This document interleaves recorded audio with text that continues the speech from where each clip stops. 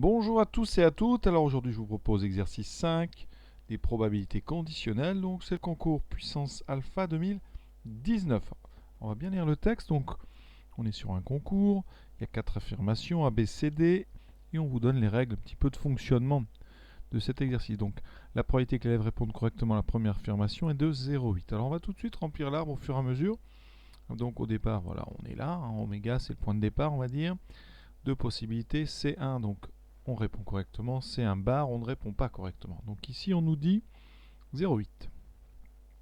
Donc 4 fois sur 5, il répond bien, et donc une fois sur 5, il répond mal. Voilà. On a déjà donc traduit la première phrase, c'est très bien. Maintenant, on passe à la deuxième. Si, donc déjà on est sur une condition, si l'élève répond correctement à une affirmation, qui n'est pas forcément la première, ça peut être la deuxième, ça peut être la troisième, dans ce cas-là, s'il a répondu correctement,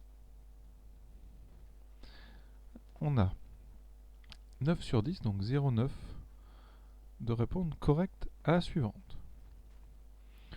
D'accord. Et ensuite, en revanche, s'il se trompe, donc s'il est incorrect, donc correct bar, le contraire, on a donc 7 chances sur 10 de continuer à se tromper. Donc 0,7 d'être encore incorrect.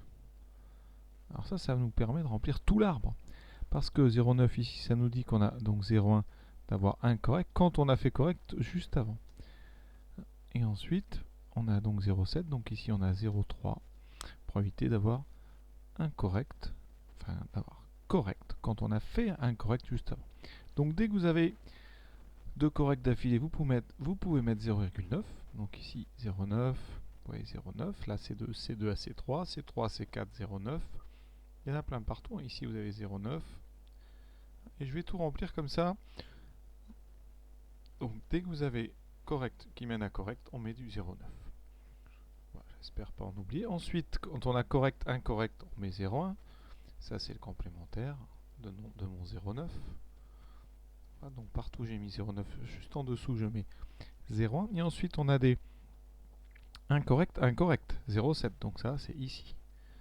Ici et ici. Et partout où vous allez d'un incorrect à un incorrect. Donc d'une C bar à C bar. Donc ici 0,7. Et à chaque fois même au-dessus, vous pouvez mettre tout de suite 0,3. Et vous voyez que l'arbre est entièrement rempli. À force. Donc ici C bar, bar. Donc on a incorrect, incorrect. On a 0,7, 0,3. Tout ce qui nous reste, c'est du 0,7. Et vous voyez que l'arbre est rempli intégralement.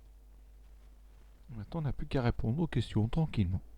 Première affirmation, probabilité de répondre correctement. Donc là, il vous faut donc un événement. Vous avez à la fois C1, C2, C3 et C4. Donc vous avez les 4 événements. Donc on va choisir un chemin qui passe à chaque fois par ces bons événements. Donc ici C1, puis C2, puis C3, puis C4. Donc vous voyez qu'on a traversé 0,8, 0,9, 0,9, 0,9. Principe multiplicatif des arbres. 0,8 fois 0,9 fois 0,9 fois 0,9. Ce qui fait 0,8 fois 0,9 puissance 3. Et donc l'affirmation qu'on vous fait est fausse, ce n'est pas ici. Il y a un 4, il faudrait un 3. Donc affirmation fausse. Et vous ferez bien attention, ici on n'est pas dans une loi binomiale, on n'a pas des événements indépendants.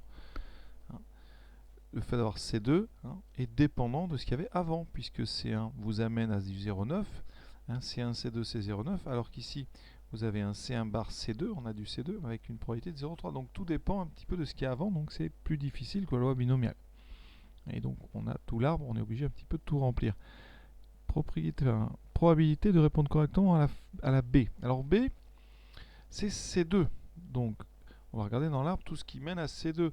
Alors C2, on est soit ici, soit arrivé ici. Donc il y a deux façons d'arriver en C2. La probabilité de C2 est découpée en deux. C'est C1 inter C2 et aussi plus C1 bar inter C2. Et donc on va faire la somme de ces deux probabilités. C1 inter C2, eh bien, ici vous voyez on a 0,8 fois 0,9. On a donc 0,72 comme probabilité d'arriver à C1 inter C2. Et ensuite C1 bar, c'est-à-dire j'ai raté le premier mais j'ai réussi le deuxième, c'est 0,2 fois 0,3.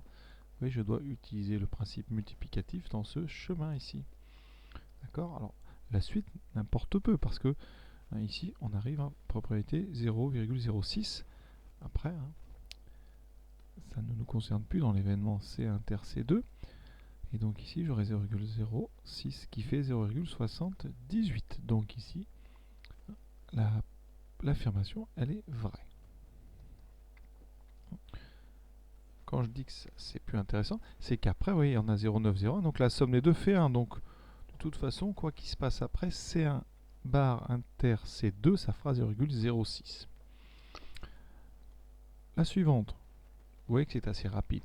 Probabilité de répondre correctement à l'affirmation A, sachant qu'on a répondu bien à l'affirmation B. Alors ça, c'est des probas conditionnels. Et donc, on va appliquer le cours. La probabilité donc, de A, donc il me faut C1, sachant C2.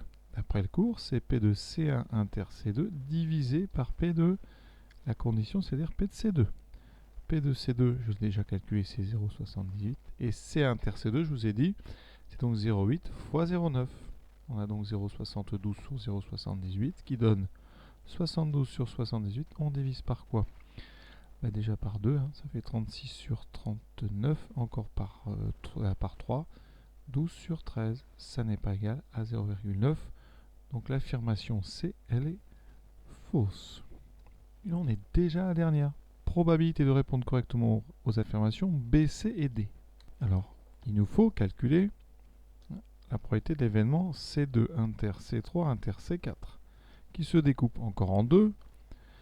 P2, donc C inter C2 inter C3 inter C4, j'ai réussi les 4, ou alors j'ai réussi uniquement le 2, le 3, le 4. Donc ici j'ai C1 bar inter C2 inter C3 inter C4. Et donc là on a deux chemins qui vont m'intéresser. Je vais les mettre en range. Donc ici, il y en a déjà, c'est celui qui est en vert, et ensuite il me faut C1 bar. Je vais prolonger le bleu que j'avais fait, hein, ça suffira. C'est ceci. Donc, celui qui est en vert, sa probabilité c'est 0,8 fois 0,9 au cube, on l'a déjà vu. Et on doit lui ajouter la probabilité du chemin bleu. Donc 0,06 fois 0,9 et 0,9, donc 0,9 au carré. On va quand même vérifier que ça ne fait pas 0,9 au cube, tout ça. Je factorise donc par 0,9 au carré. Donc le premier, ça fait 0,8 fois 0,9 plus 0,06 fois 0. C'est tout. On va calculer ce qu'il y a dans les parenthèses. Ça fait donc 0 fois... Ça fait 72 et 0,8. Là, on reconnaît quelque chose qu'on a déjà vu. Ça fait 0,78. Et oui, bien que ça ne fait pas 0,9 au cube. Donc la quatrième affirmation, elle est fausse. Voilà, cet exercice est déjà terminé. Je vous souhaite une bonne fin de journée à tous et bon travail.